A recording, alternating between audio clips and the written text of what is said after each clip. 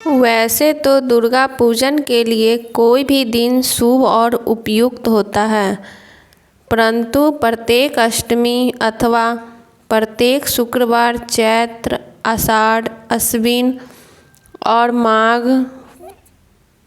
मास के शुक्ल पक्ष में 9 दिन तक दुर्गा की आराधना की जाती है।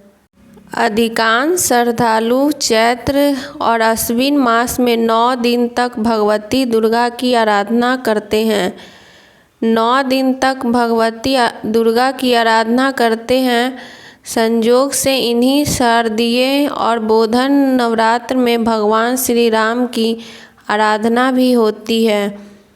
नवरात्र के संबंध में पौराणिक कथाओं के अतिरिक्त निम्नलिखित कथा भी प्रचलित है। देवताओं के गुरु बृहस्पति ने एक बार ब्रह्मा जी से पूछा, हे ब्रह्मा, आप सभी शास्त्रों को जानने वाले हैं, आप कृपा करके बताएं कि माँ भगवती की प्रसन्नता के लिए किया जाने वाला नवरात्र व्रत क्यों किया जाता है। इस व्रत को पहले किसने किया और इस व्रत का फल क्या है। श्री ब्रह्मा जी ने कहा, हे देव गुरु, आपने जगत के कल्याण के लिए यह अच्छा प्रश्न किया है। प्रत्येक वर्ष चैत्र, आषाढ़, आश्विन और माघ मास के शुक्ल पक्ष को नवरात्र व्रत किए जाते हैं। इन चारों में भी चैत्र और आश्विन मास के नवरात्र प्रमुख माने गए हैं। इन नवरात्रों में व्रत करने वालों की सभी कामनाएं पूर्ण होती हैं। माँ भगवती की कृपा से व्रत पूजन और कथा श्रवण के साथ दान पुण्य करने वाला मोक्ष का अधिकारी बनता है। नवरात्र व्रत करने वाला धन, विद्या, पुत्रादि प्राप्त करता है। इस व्रत को न करने वाला मनुष्य उत्तम धन से रहित होकर पृथ्वी पर सम्मान नहीं पाता। यदि इस व्रत को करने वाला मनुष्य पूरे दिन उपवास न कर सके तो एक समय भोजन कर ले और उस दिन बांधवों सहित नवरात्र व्रत कथा का श्रवण करे। हे बृहस्पति, जिसने पहले इस महाव्रत को किया उसका पवित्र इतिहास मैं तुम्हें सुनाता हूँ। इस प्रकार ब्रह्मा जी का वचन सुनकर बृहस्पति जी बोले, इस कल्याणकारी व्रत के इतिहास को मैं सावधान होकर सुन रहा हूँ, कृपया सविस्तार कहें। ब्रह्मा जी बोले, पीठत नामक मनोहर नगर में सुनात नाम का एक ब्राह्मण रहता था। वह भगवती दुर्गा का परम भक्त था। उसके परिवार में सुमति नाम की एक अत्यंत सुंदर पुत्री पैदा हुई। वह कन्या अपने पिता के घर में शुक्ल पक्ष की चंद्रकला के समान बढ़ने लगी। उसका पिता प्रतिदिन दुर्गा की पूजा और होम करता था। कन्या भी नियम से पूजा में उपस्थित होती थी। एक दिन सुमति अपनी सखियों के साथ खेल में लग गई और भगवती के पूजन में देर से उपस्थित हुई। ब्राह्मण ने समझा कि उसकी पुत्री की पूजा में रुचि नहीं है, वह अपना बनाव श्रृंगार ही जरूरी समझती है। उसने क्रोध में आकर सोचा, मैं इसे अब ऐसी जगह ब्याह दूंगा जहाँ इसका रूप रंग व्यर्थ हो जाए। यह सोचकर ब्राह्मण ने कहा, बेटी, तू मेरा कहा नहीं सुनती है, तेरा बहुत बुरा होगा। पुत्री ने बड़ी विनम्रता से कहा, पिताजी, माँ मेरी रक्षक है, भाग्य का लिखा मिटता नहीं। पुत्री की ऐसी बात सुनकर पिता को क्रोध आया और पुत्री से कहने लगा, पुत्री, तूने भगवती का पूजन नहीं किया, अब मैं कुष्ठी और दरिद्री के साथ तेरा विवाह करूँगा। इस प्रकार कुपित पिता का वचन सुनकर सुमति को बड़ा दुख हुआ। वह बोली, पिताजी, मैं आपकी कन्या हूँ, सब तरह से आपके अधीन हूँ, जहाँ आपकी इच्छा हो वहाँ विवाह कर सकते हैं। होगा वही जो मेरे भाग्य में लिखा है। मेरा तो इस पर पूर्ण विश्वास है। मनुष्य अनेक मनोरथों का चिंतन करता है, पर होता वही है जो विधाता ने भाग में लिखा है। अपनी कन्या के ऐसे निर्भीक वचन सुनकर ब्राह्मण को और अधिक क्रोध आया। उसने अपनी कन्या का विवाह एक कुष्ठी के साथ कर दिया और बोला, देखता हूँ कि भाग के भरोसे रहकर अब तू क्या करेगी।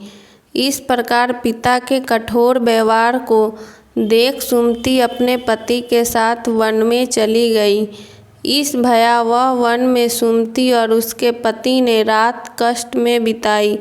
सारी रात वह दंपति भगवती का ध्यान करता रहा।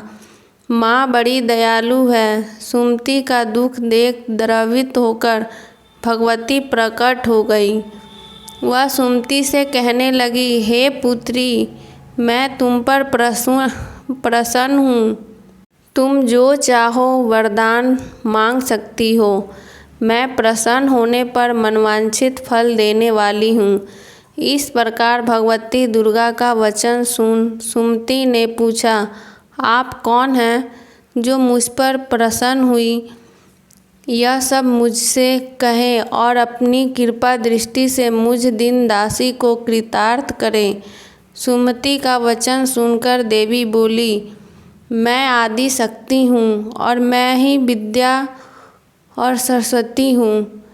मैं प्रसन्न होने पर प्राणियों का दुख दूर कर उनको सुख प्रदान करती हूँ। सुमति माँ के चरणों में गिर गई। उसने हाथ जोड़कर पूछा, हे माँ, किन कारणों से मेरी यह दुर्गति हुई है? इस जन्म में तो मैंने कोई पाप नहीं किया। आप कृपा कर मेरे पूर्व जन्म के बारे में बताएं।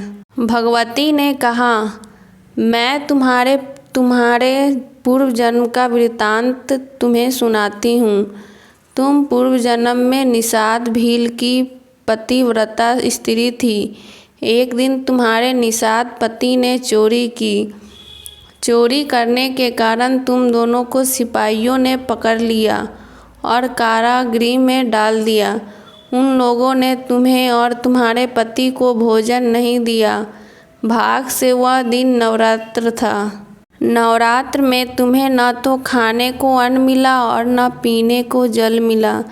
इस प्रकार 9 दिन तक नवरात्र का व्रत हो गया। हे सुमति, उन दिनों में जो व्रत हुआ, उस व्रत के प्रभाव से प्रसन्न होकर तुम्हें उत्तम परिवार मिला था। उसी जन्म के व्रत के अभाव से मैंने दर्शन दिए हैं। अब तुम्हें मनवांछित वस्तु मिल रही है। तुम्हारी जो इच्छा हो सो मांगो।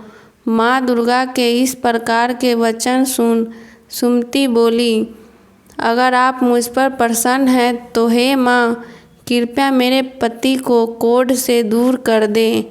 देवी बोली, उन दिनों जो तुमने जो व्रत किया, उस व्रत के एकमात्र दिन का पुण्य अपने पति को कोढ़ ठीक करने के लिए अर्पण करो।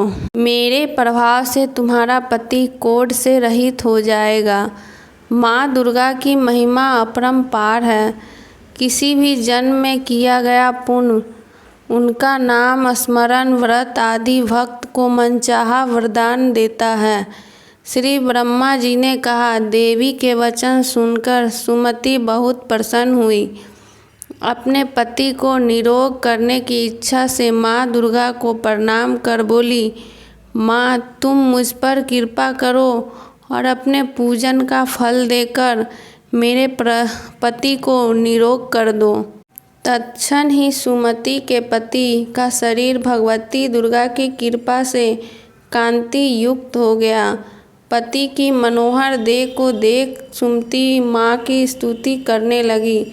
उसने कहा, हे दुर्गे, आप दुर्गति को दूर करने वाली, तीनों लोकों का संताप हरने वाली, समस्त दुखों को दूर करने वाली, रोगी मनुष्य को निरोग करने वाली, प्रसन्न होने पर मनवांछित वस्तु देने वाली और दुष्टों का नाश करने वाली है। सारे जगत की आप ही माता और पिता हैं। हे अम्बे, मेरे छोटे से अपराध पर मेरे पिता ने एक कुष्ठी के साथ मेरा विवाह किया था। आपने मेरा उद्धार किया है। हे देवी, मैं आपको प्रणाम करती हूँ। आपने मुझ दिन की रक्षा की। इस प्रकार वंदना कर सुमति माँ के चरणों में गिर पड़ी। ब्रह्मा जी बोले, बृहस्पति, सुमति ने मन से देवी की स्तुति की थी, इसलिए देवी बहुत संतुष्ट हुई। वह सुमति से बोली, हे पुत्री, तेरे उद्दालक नाम का पति बुद्धिमान, धनवान, कीर्तिमान और जितेंद्रिय पुत्र पैदा होगा। ऐसा कह देवी उससे फिर कहने लगी, हे पुत्री, और कुछ भी तेरी इच्छा हो तो मांग सकती है। भगवती दुर्गा के वचन सुनकर सुमति बोली, हे दुर्गे, अगर आप मुझ पर प्रसन्न हैं तो कृपा कर मुझे नवरात्र व्रत विधि बतलाइए। हे दयावती, जिस विधि से नवरात्र व्रत करने से आप प्रसन्न होती है, उस विधि और उसके फल का विस्तार से वर्णन करें। सुमति के वचन सुनकर देवी बोली, हे पुत्री, मैं तुम्हारे लिए संपूर्ण पापों को दूर करने वाली नवरात्र व्रत विधि बताती हूँ, जिससे मनुष्य पाप से छुटकारा, मोक्ष की प्राप्ति करता है। अश्विन मास के शुक्ल पक्ष की प्रतिपदा से लेकर 9 दिन तक विधि पूर्वक व्रत करें। यदि दिन भर व्रत न कर सके तो एक समय भोजन करें। योग ब्राह्मण से पूछकर घट की स्थापना करें और वाटिका बनाकर उसको प्रतिदिन जल से सींचे। महाकाली, महालक्ष्मी और महासरस्वती की मूर्तियाँ बनाकर नित्य विधि विधान सहित पूजा करें और अर्घ्य दें। बिजौरे के फूल से अर्घ्य देने से रूप से की प्राप्ति होती है। जायफल से कीर्ति और दाख से कार्य की सिद्धि होती है। आंवले से सुख और केले से आभूषण की प्राप्ति होती है। इस प्रकार फलों से अर्घ्य देकर यथा विधि हवन करें। खांड, घी, गेहूँ, जौ, तिल, बेलपत्र, नारियल, दाख और कदम से हवन करें। गेहूँ से होम करने से लक्ष्मी की प्राप्ति होती है। खीर से परिवार वृद्धि, चंपा के पुष्पों से धन और सुख की प्राप्ति होती है। आंवले से कीर्ति और केले से पुत्र की प्राप्ति होती है। कमल से राज सम्मान और दाखों से सुख और संपत्ति की प्राप्ति होती है। खांड, घी, नारियल, शहद, जौ और तिल इनसे तथा फलों से होम करने से मनवांछित वस्तु की प्राप्ति होती है। व्रत करने वाला मनुष्य इस विधान से होम करने के पश्चात आचार्य को अत्यंत नम्रता के साथ प्रणाम करे और यज्ञ की सिद्धि के लिए उसे दक्षिणा दे। इस महाव्रत को पहले बताई हुई विधि के अनुसार जो कोई करता है उसके सब मनोरथ सिद्ध हो जाते हैं। इसमें तनिक भी संशय नहीं है।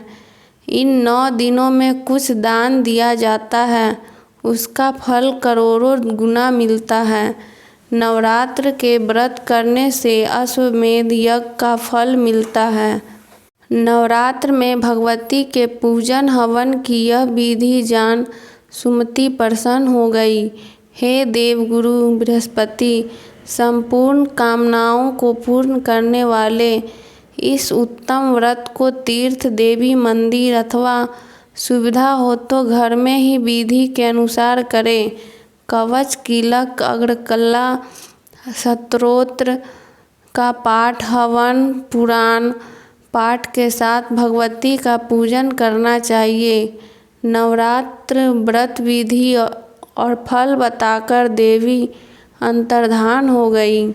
जो पुरुष या स्त्री इस व्रत को भक्तिपूर्ण करता है वह इस लोक में सुख पाकर अंत में मोक्ष पाता है।